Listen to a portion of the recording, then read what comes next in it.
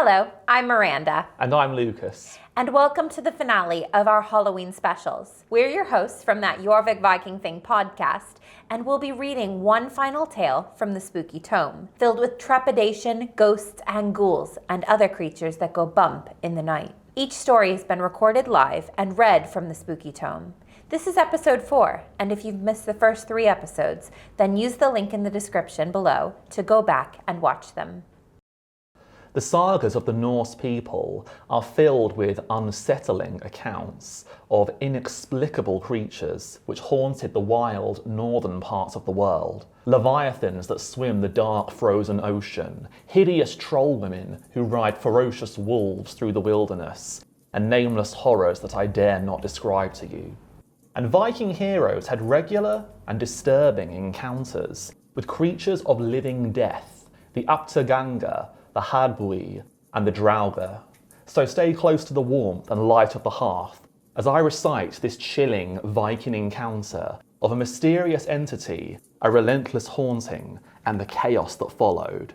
So for one final time, it wanders at night.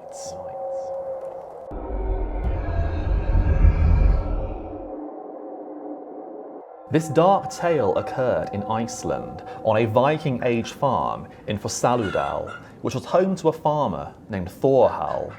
The farm was large, which should have made Thorhall a very wealthy man, but there was a strange problem which plagued the lands he farmed, for this place was haunted. The domain of a strange and otherworldly being which tormented livestock and shepherds.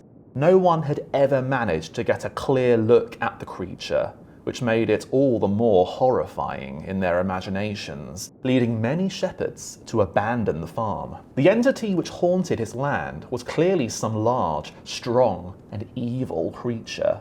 So Thorhall hired an exceptionally large and fearsome-looking man to work his land, who was named Glam. Glam had an unsettling and strange appearance, for he was remarkably large, his hair was wolf grey, and his eyes looked deranged and mad, for they were always unsettlingly wide open. He arrived on the farm at the same time that a long, cold autumn crept into the world, and he proved able to herd sheep simply by shouting menacingly at them with his deep, angry voice. His work was satisfactory, though no one liked Glam at all, as they found him to be awkward, uncivil, and utterly repulsive. On one bitterly cold morning, he went to work in a foul and hostile mood, and his angry shouts yelled at the sheep could be heard for miles around, until strangely, they stopped.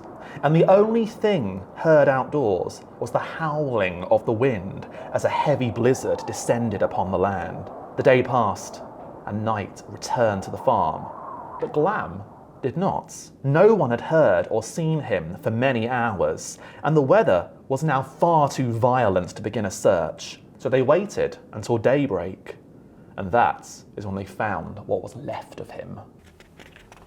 I mean, he's not the most empathetic character so far, so poor Glam. In a neighbouring valley, there was a vast area of snow, which appeared as if it were flattened and trampled by some gigantic creature.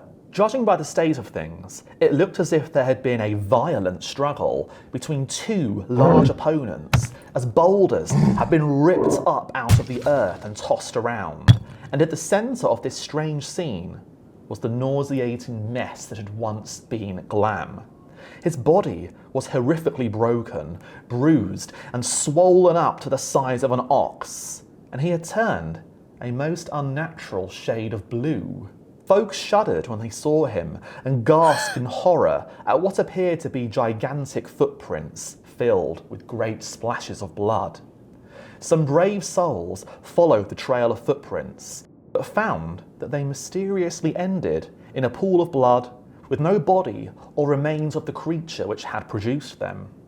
It was decided that Glam must have battled the evil creature which haunted the land, and though it had killed Glam, he must have struck it a mortal wound, as now it appeared to be gone. But if only that were the end of the story. If only Glam could now be laid to rest and remembered as a mighty monster slayer. The evil being, whatever this nameless abomination was, it was dead. But it wasn't gone. Its malevolence and its dark powers seemed to have somehow survived and spread like some malignant, otherworldly infection. Folk decided that Glam's corpse should be buried in a churchyard, but his body had become strangely heavy. Not even the strongest ox or horse could shift it an inch. A priest then arrived to perform religious rites for Glam. But when he approached the spot where the corpse lay, there was nothing there. Glam had vanished. As soon as the confused priest left the valley, Glam's swollen, shattered body reappeared, as if anxious to avoid holy men.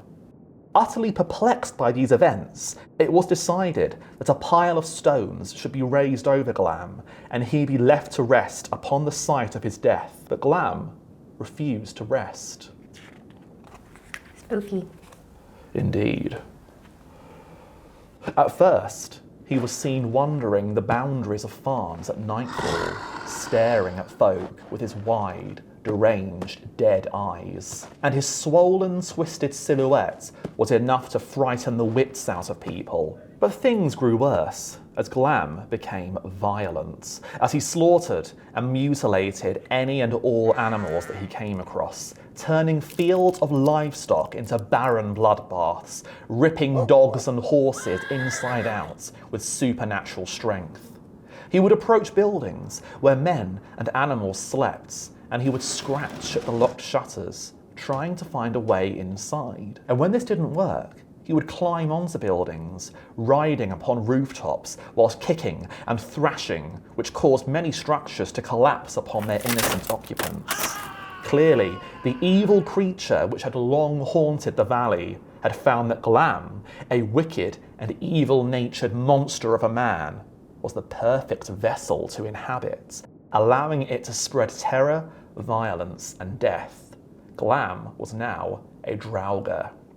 Another shepherd, named Thorgout, claimed to be unafraid of what he called little phantoms, even boasting that he found the Draugr's hauntings to be quite entertaining, as he observed from what he felt was a safe distance.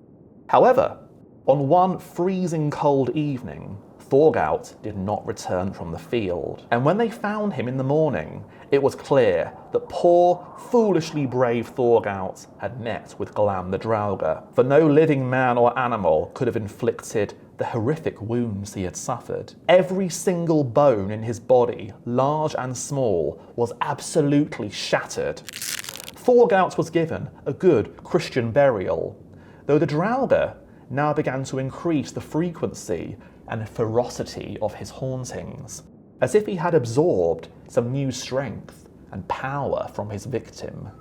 I do like that the Draugr was strong enough to rip a horse in half, but not like open the people's shutters. It's for magic at work, I think, there probably. Some subtext in the story. Yeah. Shortly after this, a servant went to Thorhal's cowshed when the sun was at its highest and brightest, but just as she entered, the cattle began bellowing in terror and gored each other to death, and she heard a horrendously loud crack, so loud that she feared the roof was about to collapse upon her. But it was far worse, for the noise was in fact the sound of a shepherd's spine snapping in half as Glam claimed yet another victim. The Draugr was now haunting and hunting during the day, which led every man, woman and child to leave the land. And once Glam had murdered and mutilated all the remaining livestock and wild animals, poor Thorhal was the last living thing left in this desolate and haunted wasteland.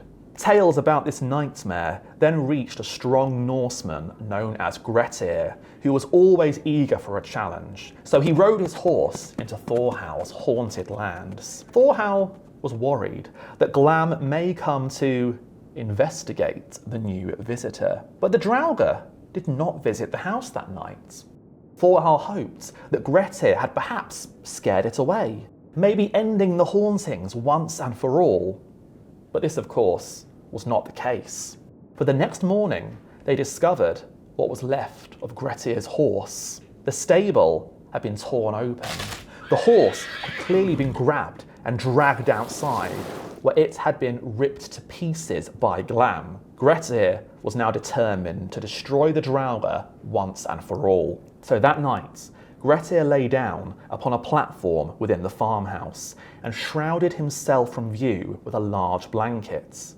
The house was still, quiet, and a ramshackle, uninviting mess which had been battered and ruined by the Draugr's previous visitations. It felt as if the moonlight had been swallowed and stolen away by some monster, and as if the stars had abandoned the sky, for it was unnaturally dark. The only light in the hall came from a single small flame, just bright enough to let Grettir see clearly, and hopefully bright enough to lure the undead. Hours of silent darkness passed, but then there was a noise, the sound of snow crunching beneath feet. The footsteps sounded slow and heavy, but grew louder and closer. Before, there was a great crashing noise, and the footsteps now seemed to come from above the hall. The Draugr was on the roof, beating against the house and causing every timber to creak and groan as if on the verge of collapse. And then it stopped. The ruined front door creaked open, and Grettir saw a silhouette of something against the snow outside. It had to stoop forwards and practically crawl through the entrance. Its head came in first, and Grettir was astonished at how enormous, misshapen, and disturbingly large-featured it was. It slowly dragged the rest of its body in and straightened up to its full height, towering high into the roof. When Glam had been alive, he was taller than the average man, with uncommon features.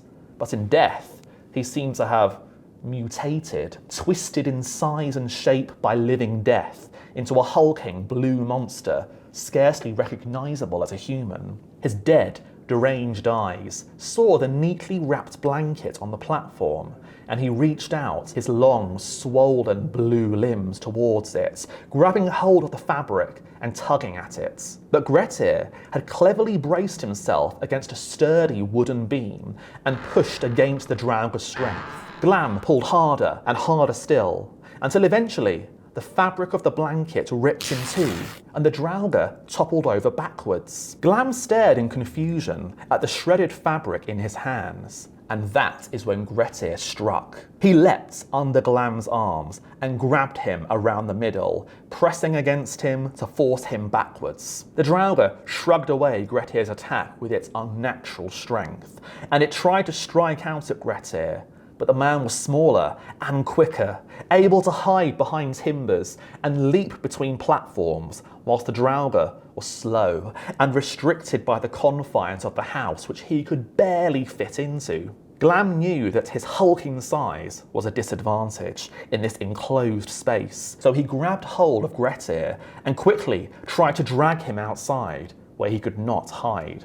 But Grettir kicked against a stone within the threshold, surprising Glam, who toppled through the doorway into the snow. His fall caused the entire house to collapse, but Grettir leapt to safety just in time and fell on top of the Draugr with sword drawn. But just at that moment, the moon re-emerged from behind dark clouds, and Grettir was paralysed with horror when he saw the moonlight reflecting in the Draugr's dead, demented eyes. Its swollen blue lips parted, and it spoke for the first and the last time, whispering a foul curse. "You've shown courage in seeking out the living dead, but I curse you, Grettir, son of Osmond.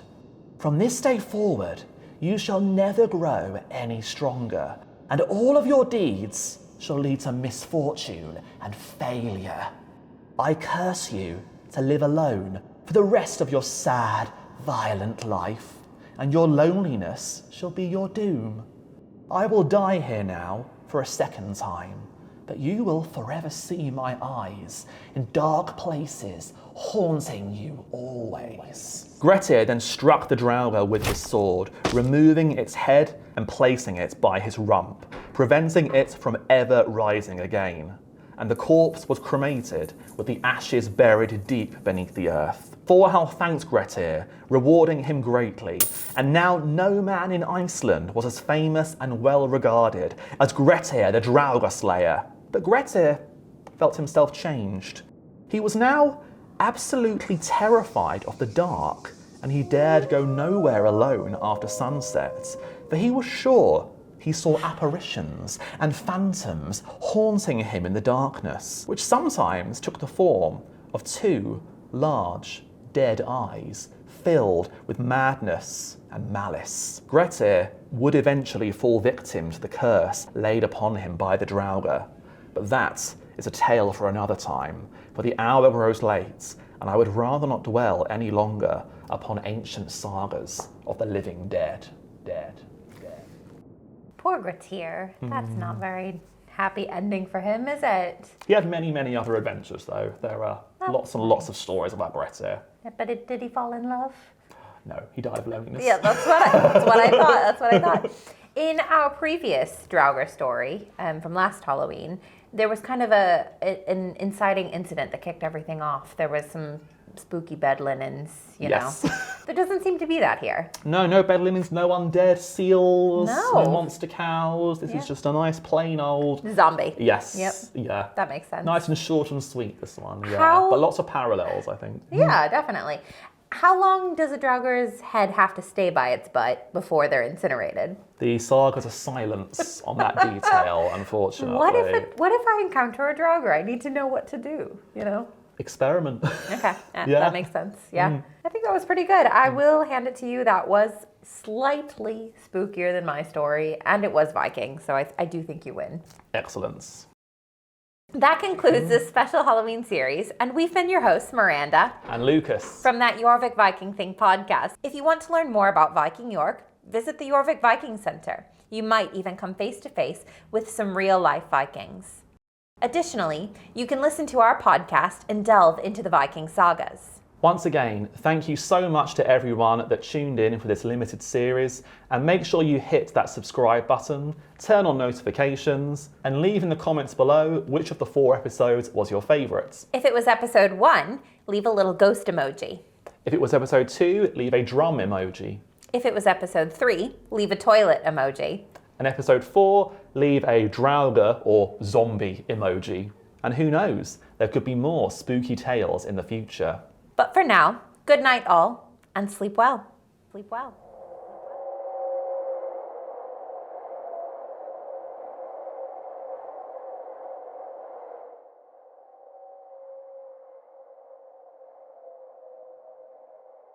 He went to work in a foul and hostile mood, and his angry shouts